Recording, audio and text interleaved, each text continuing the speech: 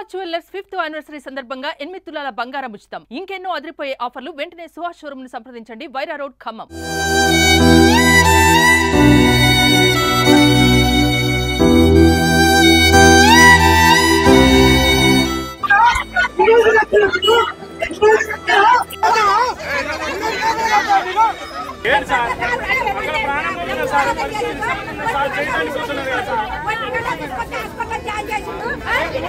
అనేక గదులకు సంజయ్ హాస్పిటల్ వేసి ఇప్పటిదాకా గేట్ తాళాలు వేసుకొని పోలీసులు ప్రదర్శన పెట్టుకుంటే వాడు ఎంత జాగ్రత్త కల్లోడు అని చెప్పారు. మాకు కొడుకు ఖాళీ పొద్దున్నే రమ్మంటారు. ఖాళీ నుండి పొద్దున్నే రమ్మంటారు. ఏదో సీరియస్ గా జరిగిందని నా చిన్న పిల్లగాని పెట్టుకొని బండి మీద చీకట్లో వచ్చినాం సార్. మేము వచ్చేసరికి 2 అయింది.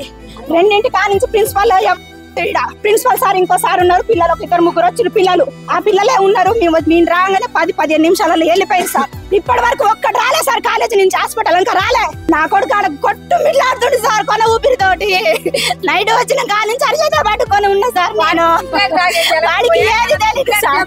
సిగరెట్ డబ్బా వాడు కచ్చిపి వాడాడు సార్. అసలు వాడు ఎప్పుడు ఇట్లా దూడ్చుకుంటాడు. కచ్చిపి వాడాడు. కచ్చి పెట్టిర్రు, సిగరెట్ డబ్బా పెట్టిర్రు, పేస్ట్ పెట్టిర్రు. వాడికి పేస్ట్ ఎందుకు సార్? ఇవన్నీ పెట్టిర్రు. ఇవన్నీ పెట్టి అట్లా కింద నీట్గా పడుకుంటాడు సార్. కింద పడ్డ అబ్బాయి ఒక్క దెబ్బలే సార్ వాడి మీద. లోపల ఖాళీలు కిందంతా తలకి తగిలింది సార్. ఇంత బ్లడ్ రాలేదు సార్. బట్టలు మార్చి కొట్టిరు, ఏం చేసారు కానీ కొట్టిరు సార్. ఇన్నైతే కొట్టిరు. ఒక్కటి కూడా వార్డెన్లు ఉంటారు కానీ కింద ఉంటారు సార్. వార్డెన్లు కింద ఉంటారు. వార్డెన్లు రెస్పాన్సిబిలిటీ లేదు.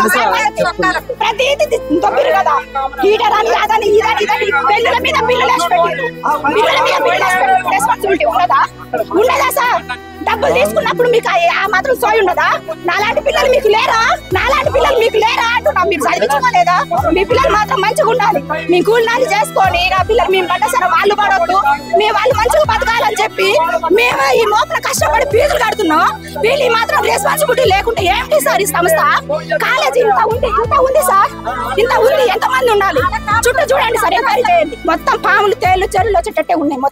మొత్తం దోమలు. బాత్రూమ్ పోతే అసలు లెట్రూమ్ పోతే పిల్లలు ఇట్లా ముక్కు మూసుకొని పడుకుంటారు సార్. 2-3 సార్లు వచ్చినా నేను అడుగుదామంటే అమ్మ నీ కొద్ది టార్గెట్ చేస్తారు, నువ్వు బొంగన నన్ను తిడతాడన్నాడు నా కొడుకు. నేను అడుగుతా అంటే వద్దన్నాడు. నేను అడుగుతా అంటే వద్దమ్మా, నువ్వు పోయినాక నన్ను ఈ పని చేస్తానమ్మా, వద్దమ్మా అని భయపడతాడు.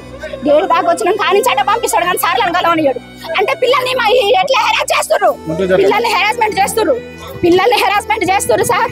సమాజంలో ఎంత కానీ ఇంకా ఇంత అన్యాయాలు జరుగుతుంటే ఒక్కడన్నా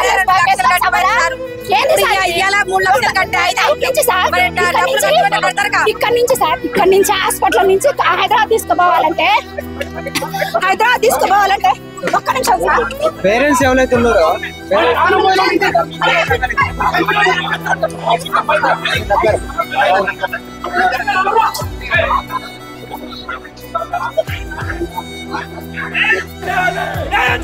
బాధిత విద్యార్థి కుటుంబానికి న్యాయం చేయాలి. బాధిత విద్యార్థి కుటుంబానికి